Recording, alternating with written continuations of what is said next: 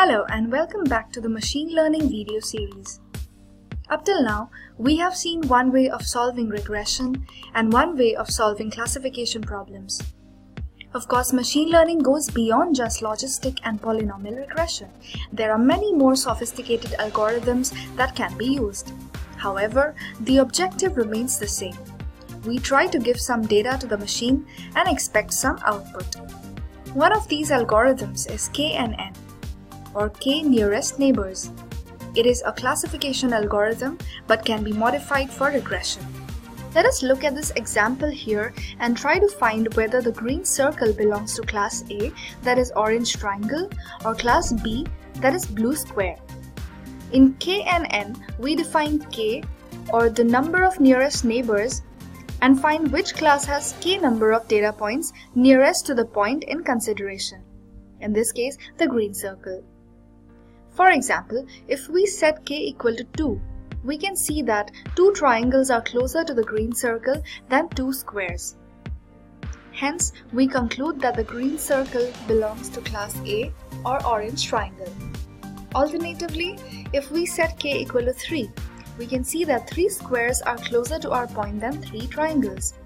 So, we assign the class B to the green circle. This might seem funny at first, but kNN is actually a widely used algorithm for classification purpose. The value of k must be decided carefully if we want to classify properly. It consumes less resources than logistic regression and supports non-linear solutions. The given example here shows kNN for 3-class classification. In kNN, too large value of k might mean overfitting, and too small value of k implies underfitting.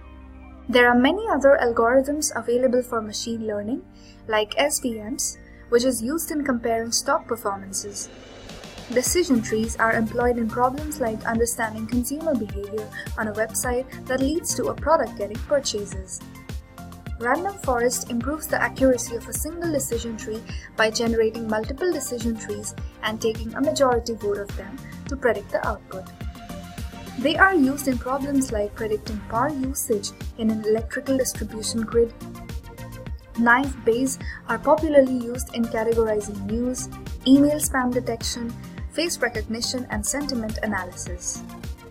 And there are artificial neural networks used in image segmentation, 3D object detection, etc. And there are countless other algorithms applied in certain specific problems. All the algorithms we have discussed yet perform well on certain class of problems.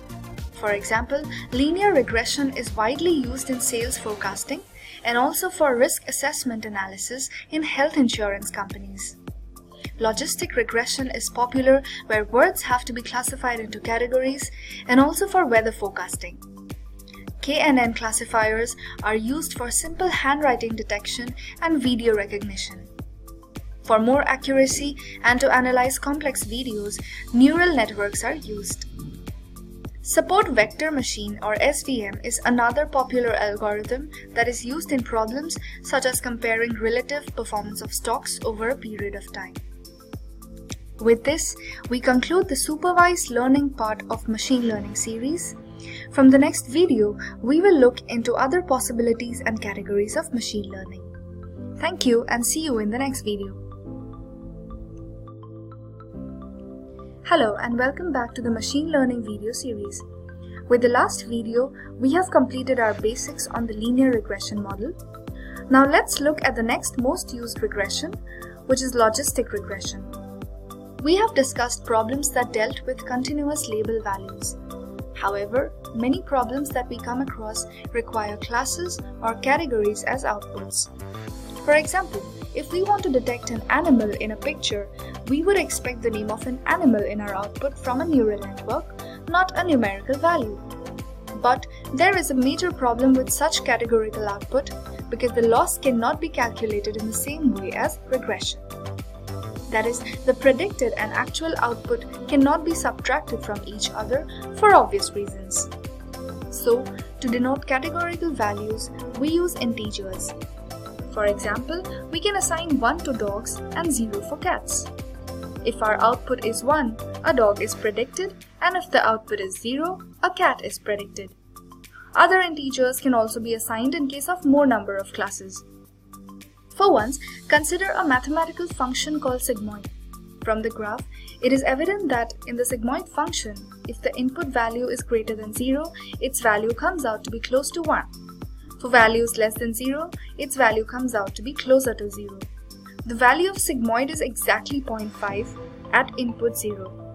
As discussed, we will denote one class by 0 and the other by 1. Now we can use our earlier hypothesis to calculate wx plus b. If we feed this to the sigmoid function, we will get output between 0 or 1 that can be rounded off to one of the values. Hence we got categorical output that depends on the previous equation, wx plus b. Problem solved. We can now use gradient descent to optimize our model. Now we need an error function that we can minimize to generate more accurate predictions. We have also seen that MSE cannot be used in this case because we cannot subtract categorical values. Instead, we come up with a new equation for the cost function.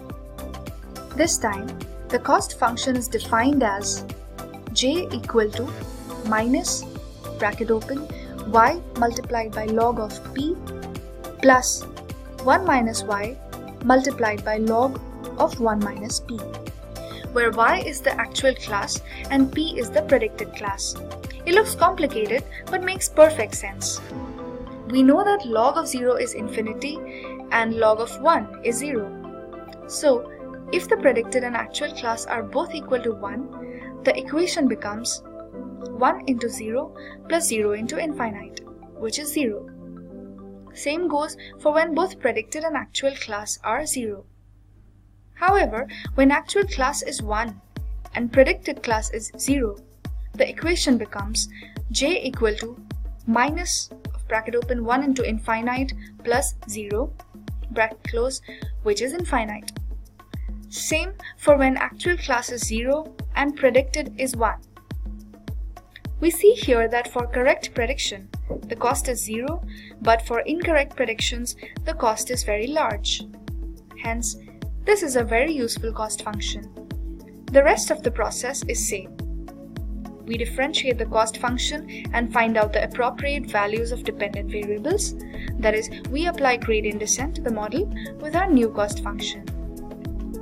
We can deal with classes that are represented by 0 and 1 using sigmoid function. But what if we need to classify into more than 2 classes? Most real-life applications will actually require more than 2 classes.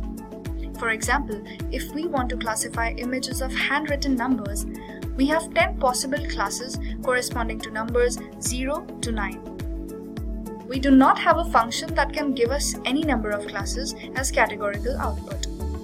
In this case, we use the one versus all approach. This means that we take one class at a time and treat all others as another class. Then we run the classifier and save the output class predicted by the model. This was a glimpse of logistic regression. Next video will discuss on different approach to machine learning problems than regression. See you in the next video. Thank you.